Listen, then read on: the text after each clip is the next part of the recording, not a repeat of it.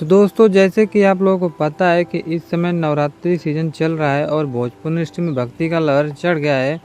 तो हमारे खेसारी भैया भी एक गाना लेकर आए हैं, बहुत ही प्यारा सॉन्ग लेकर आ गए हैं। गाने का नाम है तू ही हवा पानी बारू, यही गाने का बोल है। तो ये गाना सुनने के बाद काफ़ी मज़ा आ जाता भाई लोग, मतलब अच्छा खासा एक तरह से गाना बा। तू तो जानते हवा कि खेसारी भाई जब गावे ना तो एकदम मज़ा आ जाला। तो ओई में इहो सीन बा। बाकी वीडियो में देखावल तो ये जात बा खेसारी भाई बहुत अंदाज में देखबा तो खेसारी भाई का लुक चेंज हो गई बा। अब में काई खूब भोले बाबा खूब एंट्री लगा के मतलब भोले बाबा में लीन हो गई वैसा एकदम वेशभूषा बनैले रहे खूब बारूद लगा के। आ देख सकत बा पूरा एकदम अपन 6 पैक दिखावत है वीडियो में।